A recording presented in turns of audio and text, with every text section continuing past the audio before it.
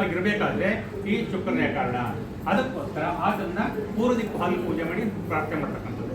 ಈತ ಹಾಕೊಳ್ತಕ್ಕಂಥ ಮಂಚಕ್ಕೆ 5 ಕಾಲುಗಳು ಇರುತ್ತಂತೆ. ನಾವು ಹಾಕೊಳ್ತಕ್ಕಂಥ ಕುರ್ಚಿಗೆ, ಮೇಜಿಗೆ, ಟೇಬಲ್ಗೆ ಇವೆಲ್ಲ 4, 6, 8 ಕಾಲುಗಳು ಇರುತ್ತೆ. ಈತ ಹಾಕೊಳ್ತಕ್ಕಂಥ ಮಂಚಕ್ಕೆ 5 ಕಾಲುಗಳು. ಅದೇನು 5 ಕಾಲು ಆಗಿರ್ತಂದ್ರೆ ಲಲಿತಾ ಸಹಸ್ರನಾಮ ಅಂತ ಒಂದಿದೆ. ಅದರಲ್ಲಿ ಪಂಚಮಿ ಪಂಚಭೂತೇಶು ಪಂಚಸಂಖ್ಯೋಪಚಾರಿಣಿ ಅಂತ ಹೇಳ್ಬಿಟ್ಟು ಒಂದು ವಾಕ್ಯ ಬರುತ್ತೆ. ಹಾಗಂದ್ರೆ ಏನಪ್ಪಾ ಅಂತಂದ್ರೆ 5 ಅಂತಕ್ಕಂಥದ್ದು ಬಹಳ ಶ್ರೇಷ್ಠವಾದ ಸಂಖ್ಯೆ. ಅದಕ್ಕೋಸ್ಕರ ನಾವೆಲ್ಲ 5 ಆಗಿರ್ತಕ್ಕಂಥದ್ದು.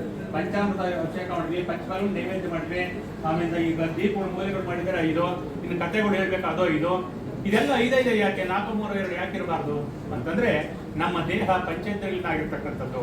ನಾವು ಯಾವ ಕೆಲಸವನ್ನು ಮಾಡಿದ್ರು ಕೂಡ ಪಂಚಭೂತ ಸಾಕ್ಷಿಯಾಗಿ ಮಾಡಬೇಕು. ಆಗ ಆ ಮಾಡಿದ ಕೆಲಸಕ್ಕೆ ಫಲ ಅಂತಕ್ಕಂಥ ಸಿಕ್ಕುತ್ತೆ ಅಂತ ಹೇಳ್ತಾರೆ. ಅದಕ್ಕೋಸ್ಕರ ಈ ಶುಕ್ರ ಕೂಡ ಪಂಚಕೋಣಾಕಾರದಿಂದ ಗೊತ್ತಿರ್ತಾನೆ. ಆ ಶುಕ್ರನ ಪೂಜೆ ಮಾಡಿ ಪ್ರಾರ್ಥನೆ ಕೊಟ್ಟು ನಮ್ಮ ಮನೆಯಲ್ಲಿ ಧನ ಕನಕ ವಸ್ತು ವಾಹನಾದಿಗಳು ಯಾವಾಗಲೂ ತುಂಬಿರೋದಕ್ಕೆ ಅನುಕೂಲ ಮಾಡಿಕೊಡು, ನಾವು ಗಂಟೆ ಹೆಂಡತಿ ಅನ್ಯೋನ್ಯವಾಗಿರೋದಕ್ಕೆ ಅನುಕೂಲ ಮಾಡಿಕೊಡು ಅಂತ ಹೇಳ್ಬಿಟ್ಟು ಆ ಶುಕ್ರನ ಪೂಜೆ ಮಾಡಿಬಿಟ್ಟು ಪ್ರಾರ್ಥನೆ ಮಾಡಬೇಕು ಹಾಗೆ ಹೇಳ್ತಕ್ಕಂಥದ್ದು.